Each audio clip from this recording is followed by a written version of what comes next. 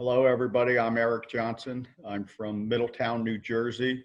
Born in Denver, but grew up on the Jersey shore and grew up playing a lot of sports. Baseball, soccer, and basketball were the main things. Uh, Went to the Air Force Academy, thought I was going to play basketball there. Didn't work out. Ended up at a really good Division III school for basketball and soccer. Played there for 4 years. An interesting side on that is that my soccer coach in college liked me for the same reason that my college basketball coach didn't like me. And that's because soccer people are very passionate, emotional, play hard, and maybe I was too physical. I'm not sure. But the experience of playing college soccer and basketball is really good for me. And I took my first job in a small private school in Fort Lauderdale, Florida, and was an athletic director, high school basketball and soccer coach. And that led to my first officiating experience because we could not find officials to come in on Saturday morning for my 5th and 6th and 7th grade basketball programs that we ran every Saturday. And I would have to host between 4 and 8 games in our gym. And in those days, we had a basketball assigner, and he was struggling getting refs for our games. And he said, you're a varsity basketball coach. Why don't you just ref those games? You have to be in the gym anyway. I said, well, that's kind of like double dipping. He goes, you have a problem with that? And I said, no, I'll just have to clear it with my principal. And I said, you need to clear it with the coaches of the opponents, because I'll be reffing my own kids, basically, in our feeder program. Sure. And he said they would be happy to have someone who actually knows the rules reffing a basketball game. So that turned into, hey, I want you to ref this game for me. And it was a high school, public school game in Fort Lauderdale. The game was above the rim. I mean, it was fast. It was fantastic. And so I started reffing games, even though I was coaching varsity basketball. I would leave practice and then go do at least 1 or 2 games a week. The system down there was really good because we were required to go to a Thursday night training session, and we worked on mechanics in the big group so that we looked like a ref and we could sell our calls. And I learned a lot from some really experienced basketball officials. I learned about, what to do, what not to do. And so that was good. And I continued to ref high school basketball for many, many years, even though I was a college soccer coach. And so when I left Fort Lauderdale after 10 years, I coached at the University of New Mexico on the men's club team while I earned my PhD. And I refed high school basketball both on Indian reservations in New Mexico and in town in Albuquerque. So that was a really good experience. And, I think you start reffing because it's extra money and something to do, I guess. And then I found out I kind of liked it because you have the whistle and you get to control the game a little bit, and you get to tell people to be quiet, or you get to laugh at people, whatever it is that, but for me, it was, trying to be good at something that was new to me. That was the start, and that drive and motivation to be adequate and to have people say, hey, you did a good game. That's important, right? And even when you lose, when someone comes up and says, you did a nice job, ref, we thought you were pretty good tonight. That's worth showing up and doing a game to me. And then if you can buy some Christmas presents for your kids, that makes it even better. So then from New Mexico, we moved to Dubuque, Iowa, and I had my first opportunity to ref soccer because they didn't have enough high school refs. And the same thing happened. The assigner called me and said, hey, we have some spring boys, because Iowa plays boys soccer in the spring. We know you're out watching all these games. Why don't you come and watch them and ref at the same time? And I said, well, sure, I'll do that. And I remember being told, but you need to do the sideline. You have to do the line for the JV game, and then you can do the varsity middle.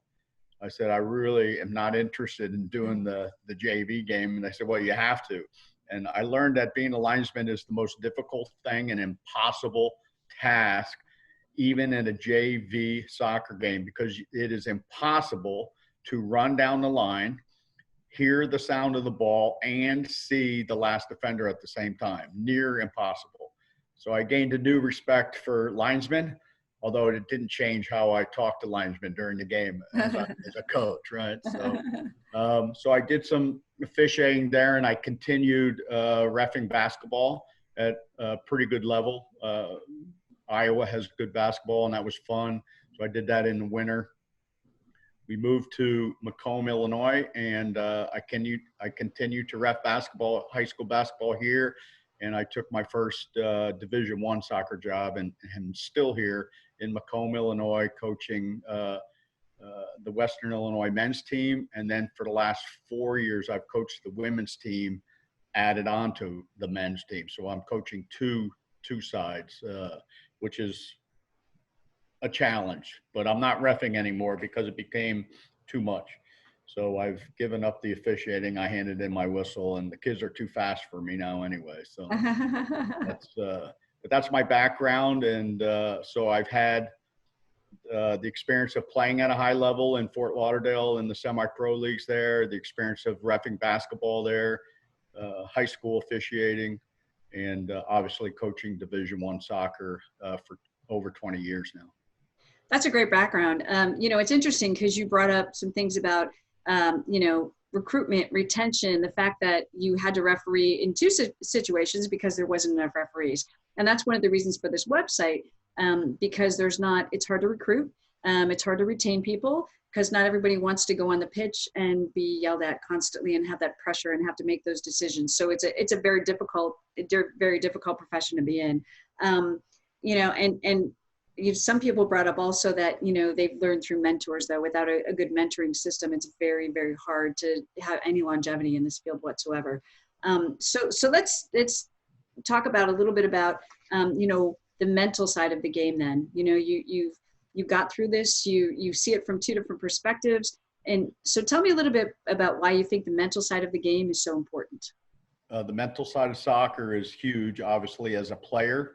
But in regards to officiating, I think that the first thing that happens is you arrive at the field, and you know that both sides are very competitive, and they're going to compete, and the coaches are competing, and they might have three coaches, and the field is 120 yards long, and the diagonal is longer. And so you know that you are, by the end of the game, you're going to be physically tested.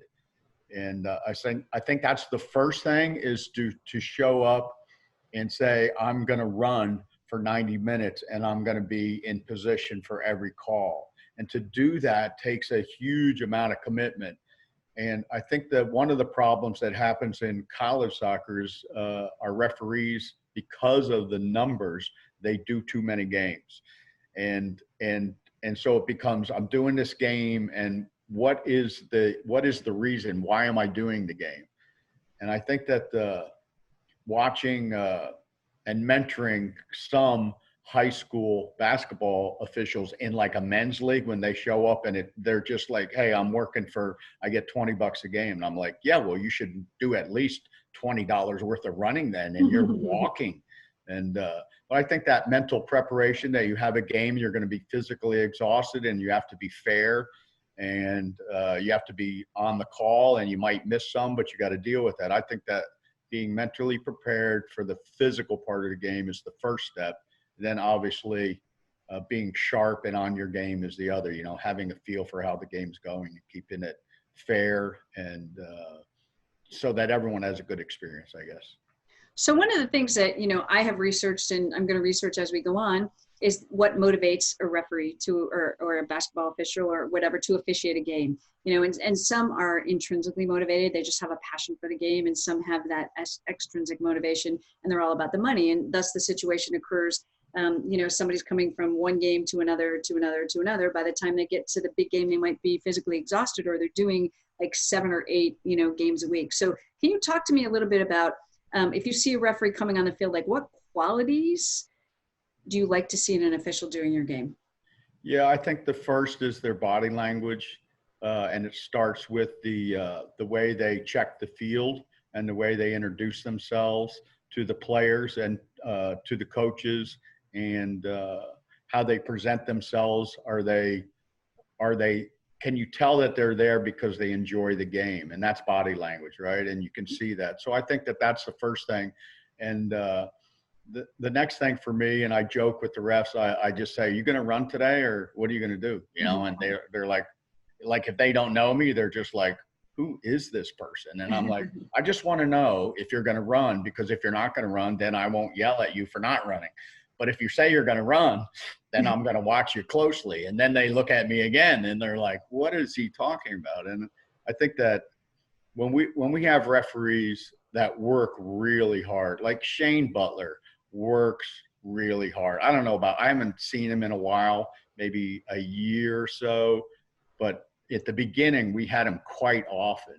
And the thing I liked about Shane was he worked hard and his body language was typically very positive. And if he was having a bad game, which happens, he would say, I missed it.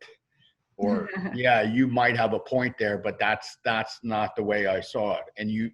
So the way that he treated both the players, because my players liked him as well because they just thought he was fair and he worked hard. And when that happens, everybody can deal with it, and the attitude of the opposite attitude would be quiet, don't talk to me, I'm right, you're wrong, that kind of thing. And that's not good game management, right? Because you're managing men and women who are in the college game, 18 to 20 years old. They're not 14 or 12.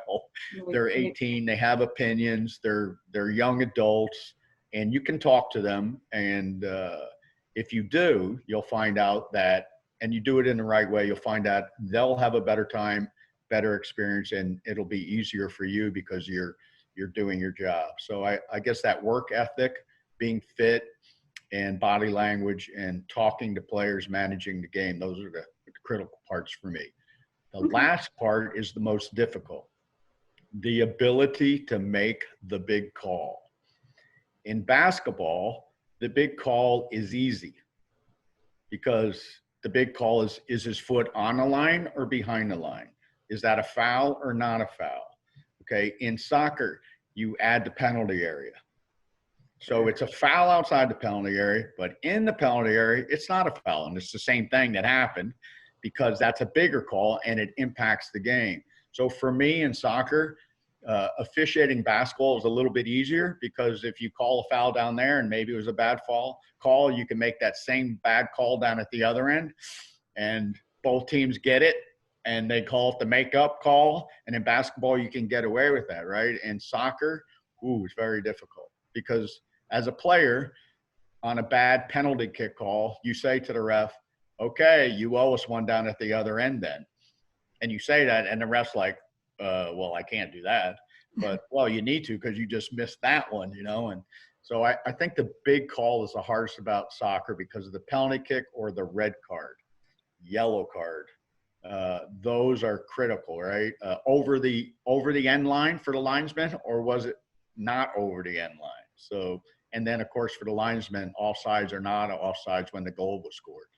So the big calls are really difficult, and it takes really good officials to be consistent on the big calls and be willing to make a big call because the players are depending on it, and especially the way soccer is, it can be a rough, hard, physical, borderline, too many fouls type game, or it could be a really technical, clean, very talented game. And then, or you could have one team that's not talented and one team that is, so they try to make up for the difference, and the referee has to deal with that. So there's so many things in soccer. I think it's the most difficult game in the world to officiate. And as coaches, we sometimes forget that, right? We say it's so easy, just make the call. Yeah, no, I agree with you. And you brought up again, a lot of good points. And one of the things when I did a small research survey before with a high school soccer group, and it came out that making an incorrect call was the number one stressor. the number one stressor. And some officials can recover from it and some officials can't. So, talk to me a little bit about that from, again, a coach's perspective or an official's perspective. How do you think a referee can do better to manage something like that? Say, for example, when they make a bad call, when, they should have called a PK and now they're pulling it out of the box, or, they're making that, they're maybe not have the confidence to make that big call, or made something incorrectly and it cost you the game. Yeah, I think that the first thing, well, there's two things that come to my mind. The first is experience, and that if you're trying to get better, experience helps you, because you look at the game and you look at the tape of the game. Like, everything's on video now. You look at it and you go, oh, I got to be better. I didn't have the angle on that. I was out of position, or that coach is crazy. That was not a foul, right? But you looked at the video. So you have referees that will look at video of themselves, and you have referees that never look at video of themselves. And it's the same with players, right? Like, players have told me, no, I didn't do that. And I go, no, you did that. You didn't watch the video? No, coach, I didn't watch the video. Well, come here, we're going to watch it together, right? But I can't pull a referee and say, look what you did. We can send them clips, but it's out of context too, right? The clip is out of context. It's like, and it's typically not clear. So the experience is really critical, but the experience has to be one of where you have to admit that you are a human being, and that angles are everything. And no matter, it's like statistics, you can bend them, and angles, you can bend things as well. So you have to have the ability to say, I missed it, but I'm going to do better. And when you say that to a player, they go, what did you just say? And they stop. They just can't believe it that you would say, I might have missed it. I'm going to do better.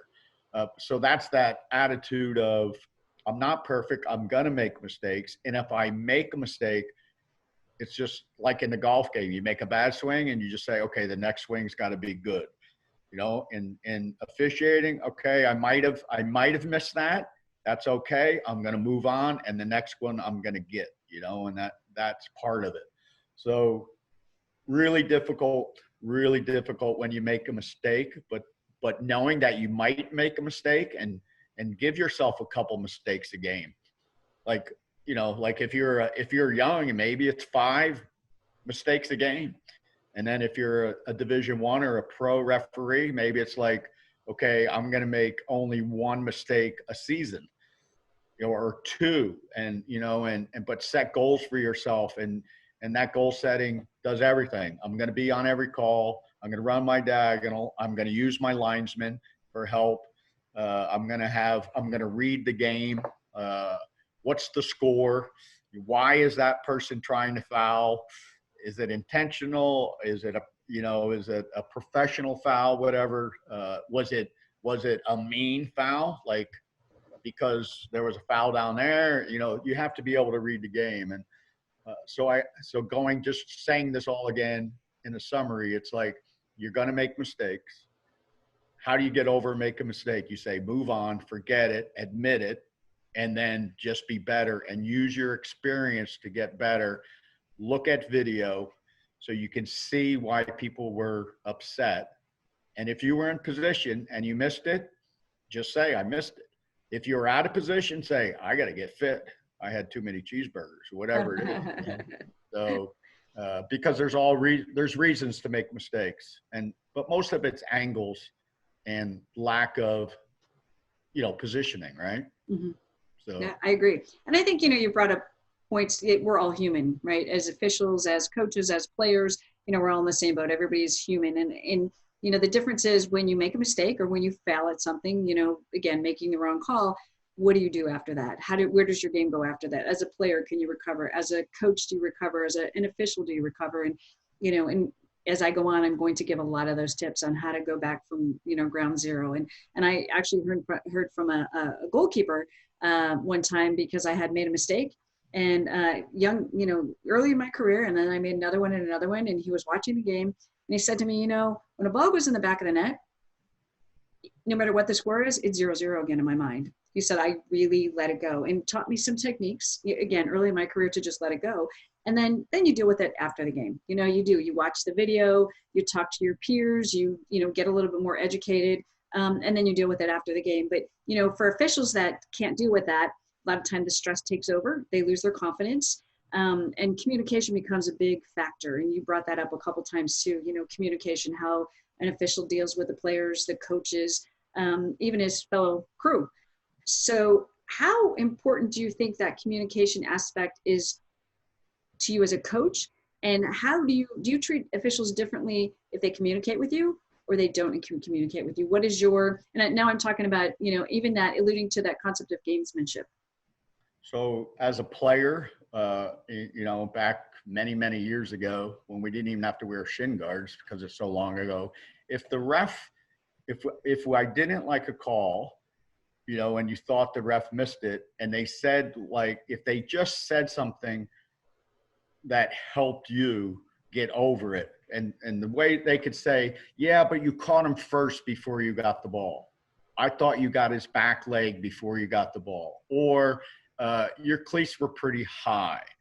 Or the linesman had a really good view on that offsides. I'm pretty sure he was right on the call. Those kind of things.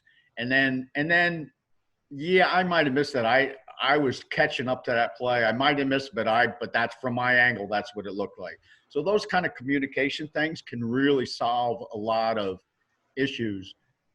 Another thing I remember as a player is a referee running by me and say, that's the last one. Because I was a little bit ambitious on something. And no, just saying that's the last one more, and the card's coming. And those kind of things help you as a player. And so then as a coach, it's pretty similar, right? The communication at halftime, we're not allowed to talk to the refs at halftime, so we don't approach them. But if they come up and talk to us, it's a different story. And sometimes I think you can diffuse someone who's upset with just saying, Coach, I know what you saw, and I know what I saw, and I'm working as hard as I can here, and I want to have a good game. Those kind of things help. And so that communication during the game is critical. Like the thing that really bothers me is the fourth official.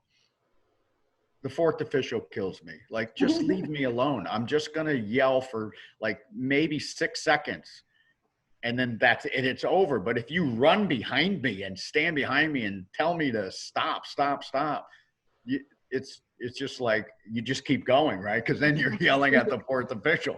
So it's the timing of the communication. Are you well, like, we could be political now, right? Are we sending in the federal troops to get everybody excited and have a fight, or are we just diffusing the situation? So I think humor is really good. Yeah. Referees that have a good sense of humor and they're confident and they know it's just a game, and they're reminded it's just a game. But communication is critical, and body language is a big part of that, right? Yeah, no, I agree. And, I've interviewed a couple of people, and one of the gentlemen who had a very long career in the NHL said to me, I use my personality on the field. Somebody else who's a big career in football, it's my personality. What I do off the field, I bring it on the field. It's an extended persona of me in my life. And I think, officials who can do that, who are just comfortable and, in their own skin, and being able to go out there and just continue that, on the field. I think they tend to be a lot more accomplished. And I think it's funny what you said about the fourth official too, because, I know referees who say to their crews in their pre-games, you know what, the coach just wants to have a say. It's fine. Just let him have a say. You stand up and say, oh my God, that's the worst call I've ever seen. Maybe it was the worst call you ever saw. I mean, it could be, right? And then you sit back down again. It doesn't matter, right? But I agree with you. There are fourth officials that try to manage coaches during the entire game, and I think that almost incites more. So that communication factor has to be there. They have to know how to manage, when to manage. The timing of it is critical as well. Which brings me around to, do you think that like respect, like your mutual respect with officials, maybe, your relationships that you've developed, over years or experience, does that all play a role in how you communicate or how you approach officials or make judgments of them during the game? For sure. So, I'll use Shane again because we both know Shane, right? And you mentioned that for some reason he said I'd be someone to talk to. I don't know what that's about, but so the relationship you have with someone like Shane, and there's a lot of you that are like Shane. The first thing, and I was going to say it earlier, is that he has fun. Like you can tell he loves the game and he likes to be a part of the game. And like he's serious, but he still remembers that this game is about the love of the game, the passion that the players have, the coaches have, and even the ref. If you're a referee, if you don't officiate, if you don't like the game, you're officiating. Like there's a couple games, I won't tell you which one they are. Yes, I will. Girls high school basketball, I did not enjoy it because there was, in the area that I live, it was pretty low level, right? And it was bad. But so it wasn't fun. So I'm like, just don't give me any girls games. I'll be fine. I'd rather do girls seventh grade than girls varsity. Does that make sense? I don't know if that No, makes sense. I understand. Yeah, I The absolutely girls understand. seventh grade, they're still having fun. Right. And girls high school, sometimes the coaches were way too serious and they forgot that it's supposed to be fun. It's high school sports, right? So having fun is really critical.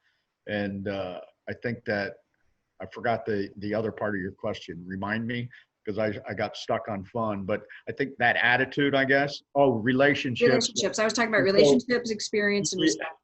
and then the body language they have and the way they treat you before and after the game, I think. And when you know that they're working really hard and they want to do a good job and they're trying to be fair, you just respect them more.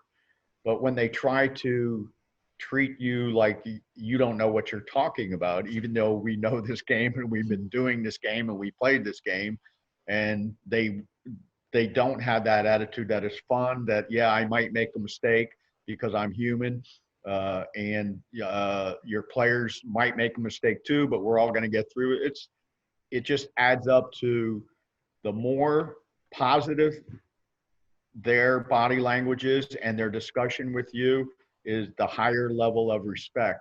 And it starts with, even with players, it starts with work ethic. To me, it always starts with work ethic. You came to the game and you showed up, and it wasn't just another game. It was like the best game of the day or the week. Or, if you could say, this is the best, man, I'm really excited to be here because this is going to be the best game I've repped all year. You're like, oh, okay. They're excited. I'm excited. Let's go, And so respect is good. And I think it's what I've told my sons growing up, that you aren't what you say you are what you do. So refs want to be respected and coaches want to be respected. So you're only judged on what you do. And it's not, sometimes coaches get judged on what they say too when we lose our minds, but it's more about what you do. So as a ref, if you work hard and you treat the players with respect and the coaches respect, you will get that return. Not in one game. That takes, it's like trust, right? It's developed over time, and it's developed because you're honest and you're hardworking and you're dependable and you're consistent. And so if I was going to say, what are the things that a ref should do? I'd say work extremely hard, communicate to the players, be respectful, and things will happen for you, right? And it'll be positive. That's great. I actually was going to ask you, what were the top 3 qualities you'd like to see in a referee, and you answered my question before I even asked it. So, I think that those are pretty important, right? So, absolutely, I agree with you. So, is there anything else that you'd like to add? Any tips for officials or people viewing my website from your perspective in playing both roles? I would just remind some of the things we talked about. I think that are important is that know you're going to make mistakes. Limit them by goal setting and the goal setting, like here's a pet peeve of mine, and it's an easy one to fix as a ref, and I remember having to fix it myself. The ball goes near the sideline, and you're in the center, and you don't look at the linesman. So you don't know if it's in or out, right? And you play on because you're not doing your job. The mechanic is the ball goes towards the sideline and it's either in or out, right? So you need to know. The next one is the flag goes up for offsides and the center official has no idea because their mechanics aren't good, right? You play a ball over top. What's the first thing you do? To me, it was so I didn't have to run 40 yards to catch up to the play. I'm like, man, if I just look and it's offside, I can stop. Good, So that's great. I learned that in like 2 JV games. Like, that's offsides. I know it is, but you look, and so your mechanics have to be good. So, using that's really important. Your good mechanics, you can sell the call. Using your linesman is important. Uh, I think those are the biggest things. So, and remember, the game is supposed to be fun. And if you act like you're having fun, people are going to like you.